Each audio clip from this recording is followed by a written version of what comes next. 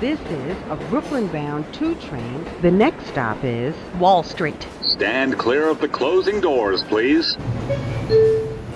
Welcome back, everyone. This is Not Your Advisor on Wednesday, July 8th. The markets sold off today. Not much of a surprise if you've been following. Yesterday, the Korean Kospi Index was selling off, and I've been noting that the breadth has been pretty bad, and yields were rising, and not many of the Mag 7 were above their 50 days, so this should not be a surprise. But the catalyst obviously is going to be Iran, and whether there's peace or ceasefires or not. I'm really tired of these headlines, but let's cover the numbers. Let's cover the sectors. But I wanted to start as a continuation of real estate and housing and the whole RV industry, because I think they're related. And let me tell you why. If you haven't seen the post with the interview of Nick Jurley from Reventure Consulting with Adam Taggart, I highly recommend you watch it. But today, I'm going to link or embed a tour of an Intech 2027 model RV camper. This model just came out today. Intech, again, I've never stepped foot in an RV. I'm just doing my own research because I find this whole subsection of the population fascinating. But Intech is not a publicly traded company. They manufacture in Indiana, and they don't give bonuses to employees for making RVs faster. They give bonuses for making high quality output products. Again, I've never purchased anything from them. I'm just going off what my research is saying. So they've updated this Dusk model RV camper. It's like $40,000, right? Fully loaded, maybe 55, I don't know. It can be pulled by a mid-size SUV like a 4Runner. It's pushing it. If you have like a Ford F-150 for sure, a Toyota Tacoma, Toyota Tundra, Sequoia, etc. I suspect with the thousands and thousands of baby boomers retiring, and potentially what will happen with rates and the housing market, I suspect that a lot of the baby boomer will retire, sell their homes for equity to capture the equity versus passing them down to the next generation, which will piss them off. And they're going to save that equity, downgrade or downsize into a luxury RV camper like an Intech or many others because they're going to be on sale. And they're going to just park at an RV camp and move around the country, or there are plenty of RV campsites that offer 6-month or 12-month deals on campsites, and they run anywhere with electrical and sewage and water hookups from $700 to $1,200 a month.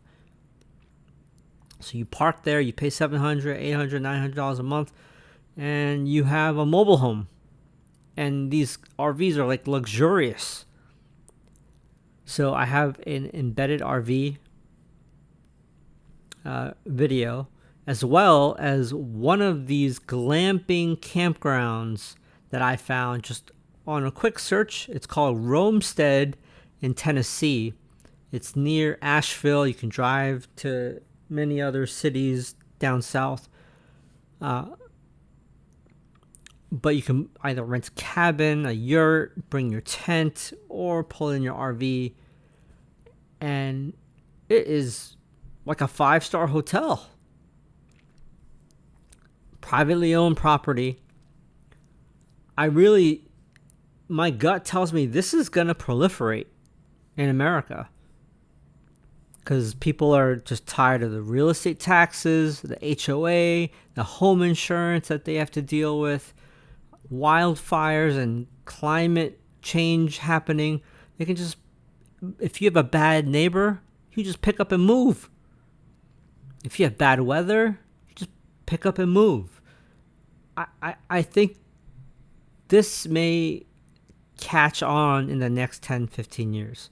So watch this space, the RV and campsite space.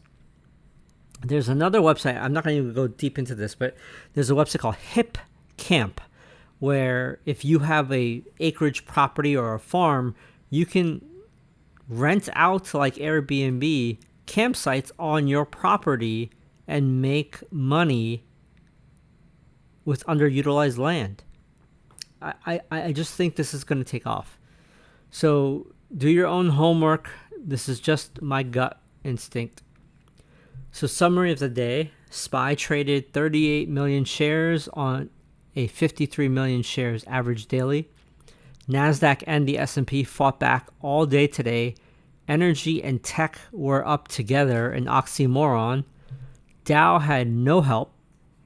We had 73 new highs, 176 new lows, 33% advanced versus 65% declined, 49% below their 50-day and below their 200-day. There were only 6 NASDAQ profitable companies making new highs. There were only 12 NYSE profitable companies making new highs. Some of these names include Penguin Solutions, Royalty Pharma, Zephyr Therapeutics, Insight, Liquidia, and Laureate Education. Not your high flyers. In the NYSE at Arista Networks, PBF Energy, Valero Energy, United Health Group, HF Sinclair, Broadstone, Netlease, I don't know what they do, First Industrial Realty Trust, I don't know what they do, but they sound like a REIT. But looking at sectors, energy and tech were up 1.9 and 1.1% respectively. Every other sector was red, leading to the downside. Basic materials down 2.25%, financials down 1.8%, has been strong of late. Real estate 1.5%, healthcare 1.2%, communication service down 1%, industrials and consumer cyclicals also down 1%. So pretty bad day unless you were in the right stocks. The Buffett indicator is still at 235%. That's the Wilshire 5000 to GDP ratio.